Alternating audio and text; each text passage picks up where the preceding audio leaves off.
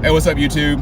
I'm heading to my VA appointment, which is what you get to look forward to when you serve in the military honorably and faithfully for the terms of your enlistment. So, the point of this video is to talk about why I joined the Navy. So, a little bit of background. Growing up, military service was not an option. It was not something that I really considered doing. Mostly due in part to the religious organization that I was a part of growing up. We never served in the military. We remained politically neutral, and you can kind of get off in the weeds about it, and that's really a topic for another time. You know, I could even start a whole another channel just talking about that. But anyway, what changed?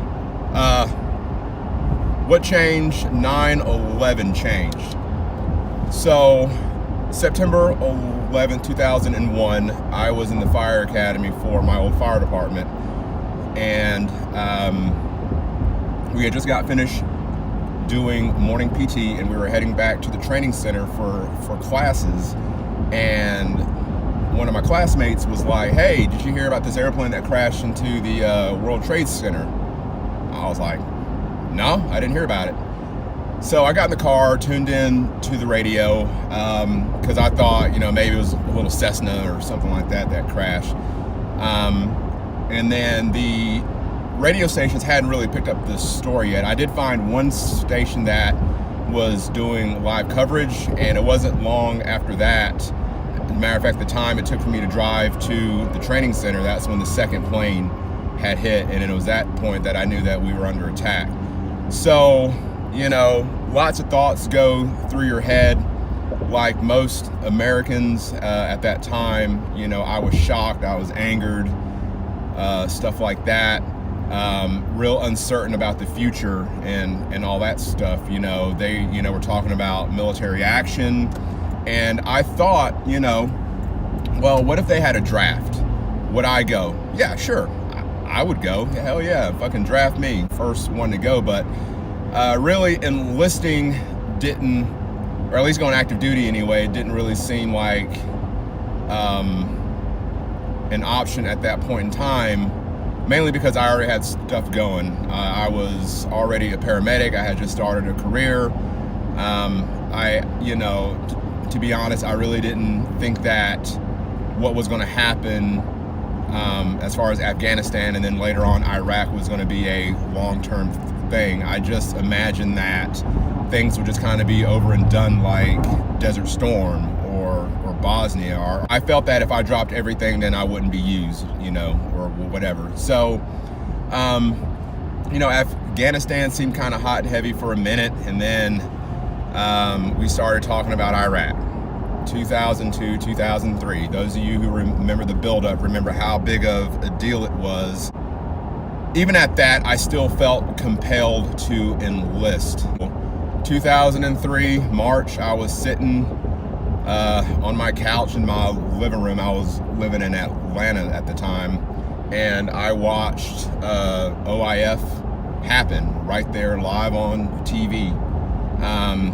Shock and awe, all that. And I just didn't want to sit on the sidelines knowing that I had a skill set, you know, being a paramedic at the time, that I could use to serve my country and just not do it. So, you know, life kind of got in the way, things like that. I thought Iraq was just going to be over and done. You know, Bush flew on the Abraham Lincoln, mission accomplished and all that stuff. So I was like, well, another chance kind of slipped by. Then the insurgency happened. And it was at that point I was like, well, you know what? Now's the time to go. They're sending National Guard units. They're sending reserves. We're going to be there for a while. So it was at that point that I decided that I was going to enlist. And, you know, most of my friends and family at the time were, why are you enlisting? Why are you going to help Bush fight for world domination and oil? You know, and right now gas prices are still $3.50 a gallon. I felt that I had something to give back to my country, and I wanted to do it. I didn't know much about the National Guard or the reserve options, so I started looking into those. So plus I actually wanted to do something. So out of all the options I had, I really wanted to be a Marine. Where I lived, the only Marine Corps units were logistics, maintenance, and data. And I was like, no, I'm not going to join the Marine Corps to do that. A friend of mine told me about becoming a corpsman. And I was like, what's a corpsman? It was like, it's kind of like being a combat medic, except you get to go with the Marines, and they draw from corpsmen all over the reserves to go serve with the Marines. I was like, that's what I want to do. And I was actually pretty partial to the Navy anyway. Just growing up, I lived close to the coast. I would take trips to Norfolk a lot to see the Navy Yard up there and stuff like that. And plus the Navy and the Marine Corps were big into tradition. I'm sure the Army has a lot, but I was drawn to that. I was drawn to being a Marine. I was drawn to being a corpsman. So it felt like a natural step for me. So in late 2003, I walked into the Marine Corps. Actually, I walked into the Marine Corps recruiter's office first.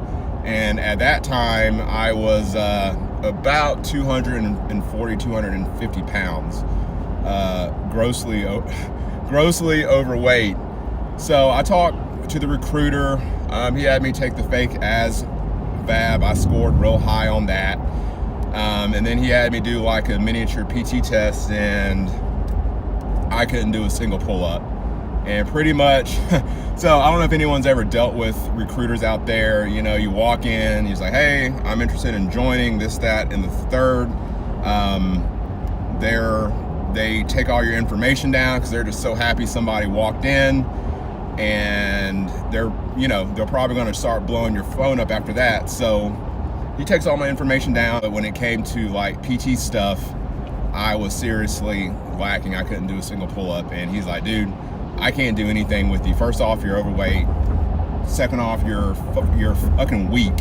So you need to drop like 30 or 40 pounds and then come back and see me. He was like, I can't start messing with you until you're down to 220, and we really can't look at shipping you until you're about 200 or your body fat is under a certain thing. And even at that, when you go to boot camp, you're going to be in PCP, the physical conditioning platoon, or the pork chop platoon. He was like, you don't want that life. You want to go underweight, or you want to go under the max weight and all that.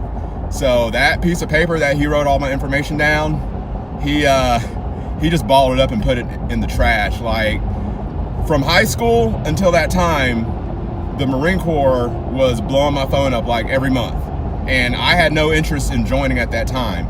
I walk in and it's like, hey, sign me up, I'm ready to go tomorrow. He takes my information and throws it away and never got a phone call back. So it was after that someone had talked to me about becoming a corpsman, and I was like, well, surely the Navy will take me, because I know a lot of fat sailors in my life, and how hard can it be being on a ship? I was like, well, I know being a corpsman, you probably got to be up to some kind of standard. But that was the notion that I had before going into the Navy. And sure enough, I walked into